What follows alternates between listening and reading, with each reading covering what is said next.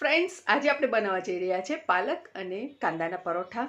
તો પાલકના પરોઠા તો આપણે બનાવી ચૂક્યા છે, સૂકા કાંદાના પણ આપણે પરોઠા બનાવી ચૂક્યા છે, પણ આજે બંનેનું કોમ્બિનેશન કરીને આપણે એક અલગ રીતથી સરસ બનાવીશું. તો ચાલો એના માટે શું જોઈએ અને આપણે કેવી રીતે બનાવીશું જોઈ લઈએ. ચાલો મારા કિચનમાં. Welcome to our channel super Saheliya. અને ફ્રેન્ડ્સ, હજુ સુધી જો તમે અમારી ચેનલ સબસ્ક્રાઈબ ન કરી હોય તો પ્લીઝ અમારી ચેનલને સબસ્ક્રાઈબ કરો, વિડીયોને છેલ્લે સુધી જુઓ અને તમને જો ગમે તો એને લાઈક કરો અને તમારા ફ્રેન્ડ્સ અને ફેમિલીમાં જરૂરથી એને શેર કરો. અને જ્યારે તમે સબસ્ક્રાઈબ કરો તો બાજુમાં આવેલું બેલ આઇકોન પ્રેસ કરવાનું બિલકુલ ન ભૂલશો. તો તમે જોઈ શકો છો આપણે સરસ મજાના મસાલા નાખી અને ફાઇન પાલક અને કાંદાના પરોઠા બનાવી રહ્યા છે. તો પાલક અને કાંદાના પરોઠા બનાવવા માટે આપણને જોઈશે પાલકની ભાજી.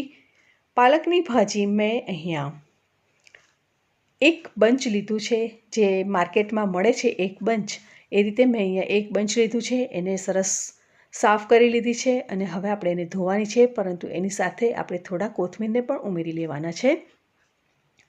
કોથમીર અને પાલકની ભાજી બંનેને સાથે ધોઈ અને આપણે એને સાથે કાપી લેવાની છે, બારીક બારીક કાપવાની છે. તમે જેટલી બારીક કાપી શકો એટલી બારીક પાલકની ભાજી અને કોથમીરને કાપી લેવાના છે. હવે આપણે લેવાના છે કાંદા. અહીંયા મારી પાસે નાના નાના કાંદા છે, એટલે મેં અહીંયા નાના 4 કાંદા લીધા છે. તમારી પાસે 2 મધ્યમ કદના કાંદા હોય તો તમે એટલા લઈ શકો છો. એને છોલી ધોઈ અને આ રીતે કાંદાને છીણી લેવાના છે. પાલકની ભાજીને પણ આપણે એની સાથે અંદર મૂકી દેવાની છે. અને હવે આપણે બાકીના મસાલા જોઈ લઈએ. તો આપણે આ રીતે એક ચોપર લેવાનું છે, એની અંદર લગભગ 10 કળી જેટલું લસણ લીધું છે. સાથે આપણે 3 થી 4 લીલા મરચાં લેવાના છે અને એને આપણે આ રીતે ચોપરમાં ચોપ કરી લેવાનું છે. ઉમેરી દેવાનું છે આપણે પાલકની ભાજી અને કાંદાની સાથે. બાકીના મસાલા ઉમેરી લઈએ. સૂકા મસાલામાં આપણે હળદર ઉમેરવાની છે. હળદર બાદ આપણે આ રીતે 1 ટીસ્પૂન જેટલું જીરું લેવાનું છે અને એને હાથથી મસળી લેવાનું છે અને એને ઉમેરી લેવાનું છે. પાલક ખૂબ જ હેલ્ધી હોય છે. એમાંથી વિટામિન B2, B6, એમાં આપણને હિમોગ્લોબિન પણ ખૂબ જ પ્રમાણમાં મળે છે. વિટામિન C હોય છે, વિટામિન A હોય છે, મેંગેનીઝ હોય છે. ઘણા બધા ખનિજ તત્વોથી ભરપૂર પાલક છે. સાથે સાથે ઓનિયનમાં પણ ખૂબ જ ડાયટરી ફાઇબર હોય છે અને ઓનિયન પણ ખૂબ જ સારું છે આપણા હેલ્થ માટે. તો આ રેસીપી આપણે once in a week or twice or thrice in a month તો આપણે લેવી જ જોઈએ. ધાણા જીરું ઉમેરી લઈશું 1 ટેબલસ્પૂન જેટલું. સાથે ઉમેરીશું સ્વાદ પ્રમાણે મીઠું અથવા તો 1.5 ચમચી જેટલું મીઠું. ઉમેરીશું આપણે 1/2 ટીસ્પૂન જેટલું મરી પાવડર, 1/2 ટીસ્પૂન જેટલું ચીલી ફ્લેક્સ લઈશું અને 1 ટીસ્પૂન જેટલો આપણે ચાટ મસાલો લઈશું. સાથે આપણે ઉમેરીશું 4 થી 5 ટેબલસ્પૂન જેટલું તેલ. તેલ ઉમેરવાથી આપણા પરોઠા સોફ્ટ થશે. દરેક વસ્તુને આપણે ભેગી કરી દેવાની છે અને પાલકની ભાજીને મસાલા સાથે મિક્સ કરીને આ રીતે થોડું મચેડવાનું છે, જેથી કરીને એમાંથી જે પણ મોઇશ્ચર હશે તે સરસ છૂટું પડી જશે અને આપણને લોટ બાંધવામાં હેલ્પ રહેશે. એટલે આપણે એ પ્રમાણે પાણી ઓછું રેડવાનું રહેશે. આ રીતે મોઇશ્ચર બધું છૂટું પડવા લાગ્યું છે. હવે આપણે એની અંદર લોટ ઉમેરીશું.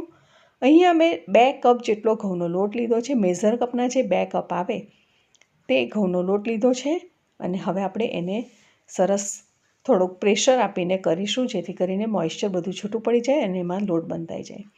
જરૂર પડે એ પ્રમાણે જ આપણે થોડું પાણી રેડવાનું છે. લગભગ અહીંયા મેં 5 કપ કરતાં પણ થોડુંક ઓછું એવું પાણી લીધું છે.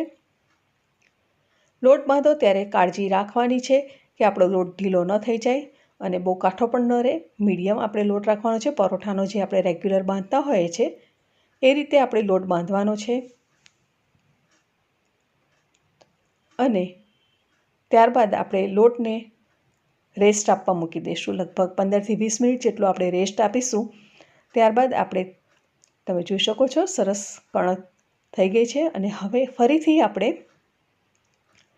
1 ચમચી જેટલું તેલ નાખી અને એને આ રીતે ફરીથી મસળી લેવાનો છે, જેથી કરીને સરસ સોફ્ટ લોટ થઈ જાય એનું ટેક્સચર પણ સરસ આવી જાય, જેથી કરી આપણા પરોઠા પણ ખૂબ જ સરસ વણાશે.